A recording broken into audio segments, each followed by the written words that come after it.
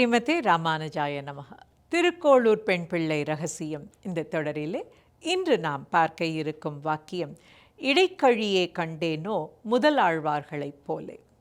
இது முதலாழ்வார்கள் பற்றிய வரலாறு. முதலாழ்வார்கள் பொய்கை, பூதம், பேயாழ்வார் இவர்களை பற்றியது. நம்ம எல்லாருக்குமே தெரிஞ்ச ஒரு சொற்றொடர் சோழ நாடு சோறுடைத்து, பாண்டிய நாடு பாட்டுடைத்து, தொண்டை நாடு தொண்டர் உடைத்து, அறம் சார்ந்தவர்கள் உடைத்தது.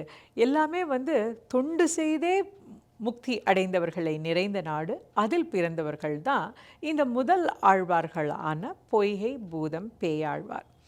இந்த பொய்கை ஆழ்வார் வெக்கா, திருவெட்கா என்று சொல்லக்கூடிய இந்த பகுதியிலேயும், பூதத்தாழ்வார் என்று சொல்லக்கூடியவர் அவர் இந்த திருமல்லபுரம், மாமல்லபுரம் என்று சொல்லக்கூடிய பகுதியிலும், பொய்கை ஆழ்வார் மாடமாமயிலை என்று சொல்லக்கூடிய மயிலாப்பூரிலும் பிறந்ததாக நமக்கு அவர்களுடைய வரலாறு காட்டுகிறது.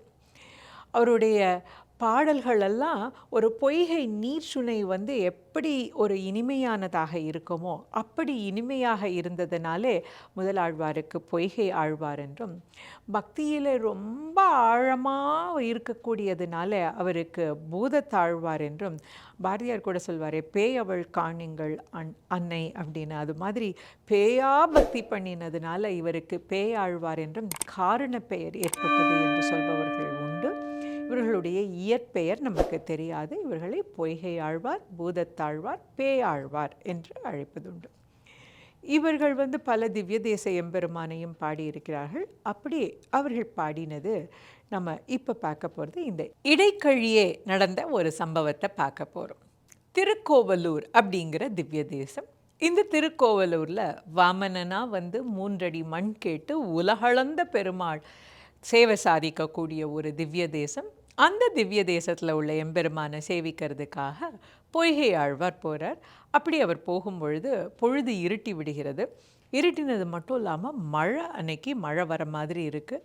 அவர் அப்படியே அந்த கோவில் பக்கத்தில் இருக்கக்கூடிய ஒரு வீட்டில் போய் கதவை தட்டுறார். அந்த வீட்டில் உள்ளவர் வெளியில் கேட்குறது, என்ன, யார், என்ன வேணும்னு கேட்க, நம்முடைய பொய்கையார் சொல்கிறார், இந்த மாதிரி நான் எம்பெருமானை சேவிச்சுட்டு போகலான்னு வந்தேன், ஆனால் இருட்டிடுத்து மழையும் பெய்யறது, இன்றைக்கி ஒரு இரவு எனக்கு இங்கே தங்கி இருந்துட்டு போகிறதுக்கு அனுமதி கொடுப்பேளா? நான் நாளைக்கு காலையில் பெருமாளை சேவிச்சுட்டு நான் இந்த ஊரை விட்டு போயிடுவேன்னு கேட்குறார். அந்த வீட்டில் இருந்தவரும் மழை வேற பெய்யறதுனால, இங்கே ஒருவர் கிடக்கலாம், அந்த அளவுக்கு இடைக்கழியில் இடம் இருக்குது, அதில் இருங்கோ அப்படின்னு சொல்லி அவரை தங்க சொல்லிவிட்டு உள்கதவை தாளிட்டு கொண்டு அவர் உள்ளே போய் விடுகிறார். இந்த இடைக்கழி அப்படிங்கிறது என்னென்னா, உள்ளுத்திண்ணை அப்படின்னு சொல்லக்கூடியது. பழைய காலத்து வீடுகளில் வாசலில் முதல்ல இருக்கக்கூடியது திண்ணை. அந்த திண்ணைக்கு அப்புறம் ஒரு கதவு, அதுக்கப்புறம் ஒரு சிறிய பத்தி. அதில் சில வீடுகளில் திண்ணை இருக்கும், சில வீட்டில் வெறும் சின்ன ஒரு அறையாக இருக்கும். அதுக்கப்புறம் ஒரு கதவு, அந்த கதவுக்கு அப்புறம் தான் வீடு தொடங்கி இருக்கும். இந்த உள்ளு திண்ணை, ரேழி அப்படின்னு சொல்லக்கூடிய இடைக்கழி, அதாவது பெரிய வீடு துவங்கிறதுக்கு முன்னாடி இருக்கக்கூடிய சிறிய பகுதி, அந்த இடைக்கழியை அவருக்கு தங்கிறதுக்கு ஒதுக்கி விட்டு அவர் உள்ள தாப்பா போட்டுன்னு போயிடுறார். இவரும் ரொம்ப தூரம் அலைஞ்சு வந்த களைப்பு, எம்பெருமானை சேவிக்க முடியலை, அதனால் ஏற்பட்ட சோர்வு, சரி நம்ம படுத்து உறங்கலாம் அப்படின்னு அந்த இடத்துல படுத்து தூங்கலான்னு அவர் படுத்துக்கிறார். அப்படி கொஞ்சம் நேரம் ஆகியிருக்கிற போது மீண்டும் வாசக்கதவு தட்டப்படுற சத்தம் கேட்கறது. வீட்டினுடைய அந்த உரிமையாளர் அவர் கதவை பூட்டிட்டு போனதுனால பொய்கையார் இந்த பக்கத்து கதவை, அந்த திண்ணையான கதவை திறந்து எட்டி பார்க்குறார். அங்கே ஒருவர் நிற்கிறார். அவரும் மழையிலேயே நனைஞ்சுட்டு சொல்லுறார், ஐயா, நான் இங்கே இருக்கக்கூடிய உலகளந்த பெருமாளை சேவிக்கலான்னு வந்தேன், மழை பெய்யறது, இருட்டிடுத்து, எனக்கு தங்க இடம் இல்லை, இன்றைக்கி ஒரு இரவு மட்டும் நான் இங்கே தங்கலாமா, எனக்கு அனுமதி தருவேளா? காலையில் எழுந்து நான் பெருமாளை சேவிச்சுட்டு போயிடுவேன் அப்படின்னு கேட்குறார். அதை கேட்டதும் பொய்கையார் சொல்கிறார், வாங்கோ, இது ஒருவர் கிடக்கலாம், இருவர் இருக்கலாம், நம்ம 2 பேரும் உட்காந்துட்டே இருக்கலாம், வாங்கோ, நான் தூங்கலாம்னு நினச்சேன், பரவாயில்ல, நாம் 2 பேரும் உட்காந்துக்கலான்னு அவரை வாங்கன்னு கூப்பிடுறார். இருவருமாக உட்கார்ந்து கொண்டு அப்படியே அவர்கள் நம்முடைய பக்தி சாகரத்திலே மூழ்கி போகிறார்கள். ஒவ்வொருத்தரும் அவர் பெருமாளை பற்றி பேச, இவர் பேச, அப்படி நடந்து கொண்டு இருக்கும்போது மீண்டும் வாசக்கதவு தட்டுற சத்தம் கேட்குது. மீண்டும் கதவை திறந்து பார்த்தா இப்போ மூன்றாவதாக ஒருவர் வந்திருக்கிறார். அவர் தான் பேயாழ்வார் வந்திருக்கிறார். அவர் வந்து கேட்குறார், ஐயா நானும் பெருமாளை சேவிக்க வந்தேன், மழை பெய்யறது, எனக்கு போக இடம் இல்லை, இருட்டி போச்சு, நான் இன்றைக்கி ஒரு இரவு மட்டும் இங்கே இருக்கட்டுமா, நாளைக்கு காலையில் பொழுது விடிஞ்ச உடனே நான் கிளம்பி போயிடுவேங்கிறார். இந்த இருவரும் சிரிச்சுட்டே சொல்கிறார், ஒருவர் கிடக்கலாம், இருவர் இருக்கலாம், மூவர் நிற்கலாம், வாங்க ஒரு நேரமும் ஆகிப்போச்சு, இன்னும் கொஞ்சம் நேரத்தில் பொழுது விடிஞ்சிடும், நாம் 3 பேரும் நின்று பேசிகிட்டே இருக்கலாம் வாங்கோ அப்படின்னு சொல்லி அவரை அழைக்க 3 பேருமாக அந்த இடைக்கழியில் நின்று பேச ஆரம்பிக்கிறார்கள். என்ன பேசுவார்கள் பக்தர்?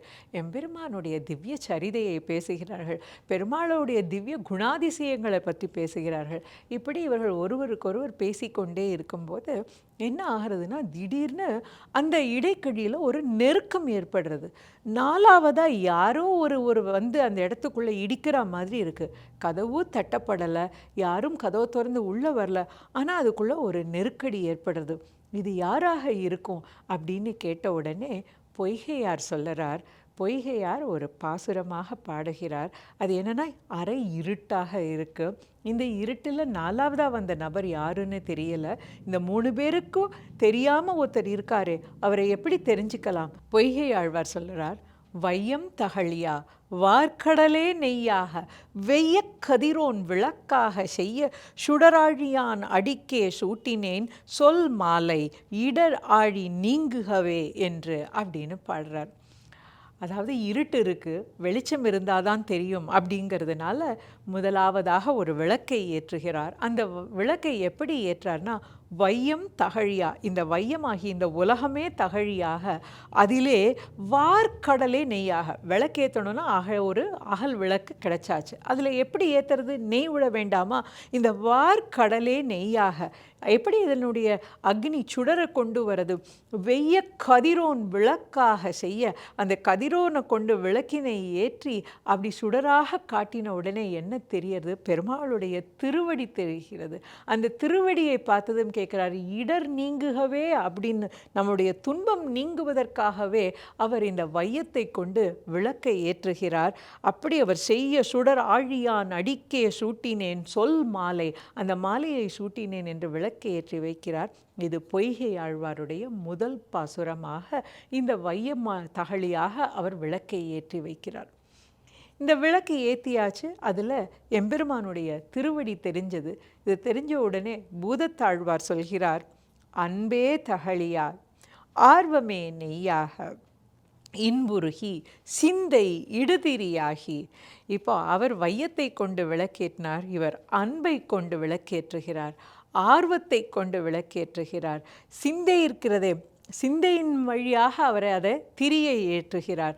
அப்படி அவர் ஞான தமிழ் புரிந்த நான், அப்படி ஞான தமிழில் உணர்ந்து, ஏன்னா விளக்கேற்றியாச்சு, ஏற்கனவே திருவடி தெரிஞ்சாச்சு, திருவடி தெரிஞ்சதுனாலே ஞானம் ஏற்பட்டு விட்டது. அந்த ஞானத்தினால இவர் ஞான சுடர் விளக்கை ஏற்றுகிறார்.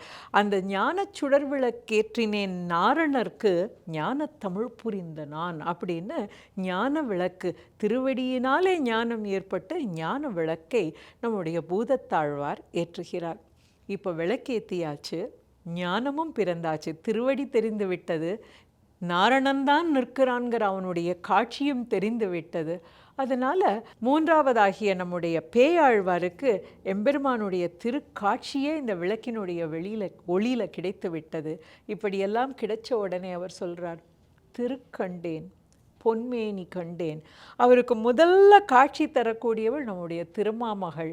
என்றும் இடையராது எம்பெருமானுடைய திருமார்பிலே இருக்கக்கூடிய அந்த திருவினை காண்கின்றார். திருக்கண்டேன், பொன்மேனி கண்டேன், திகழும் அணுக்கண் அணிநிறம் கண்டேன்.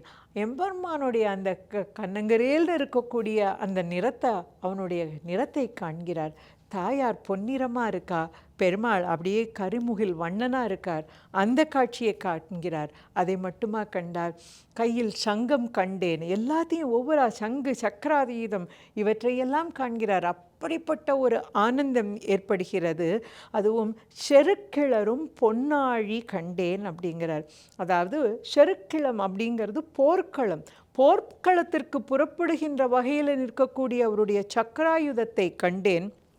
பொன்னாழி கண்டேன், புரி சங்கம் கண்டேன், அவருடைய கையில் இருக்கக்கூடிய சங்கத்தை கண்டேன், என்னாழி வண்ணன் பால் இன்று என்று அவர் கண்ட ஒவ்வொரு காட்சியையும் வையத்தினை கொண்டு விளக்கேற்றி திருவடியை கண்டதை கொண்டு, அன்பை கொண்டு ஏற்றிய விளக்கினால் ஏற்பட்ட ஞானத்தினால் கண்ட நாரணனை திருவினை கண்டேன், திருமாமகளை கண்டேன், அதனால் எம்பெருமானை கண்டேன். அப்படி காண்போது அவனுடைய மேனி அழகை கண்டேன், அவன் கையில் உள்ள சங்கியும் சக்கராயுதத்தையும் கண்டேன் என்று நம்முடைய ஆழ்வார் பாட, இப்படி பொய்கை, பூதம், பேயாழ்வார் மூவரும் ஞான விளக்கினை ஏற்றி நமக்கு எம்பெருமானுடைய காட்சியை காட்டின அந்த இடைக்கழியில் நடந்த அந்த சம்பவத்தை திருக்கோளூர் பெண் பிள்ளை இங்கே நமக்கு இடைக்கழியில் கண்டேனோ என்று குறிப்பிட்டு சொல்கிறார்.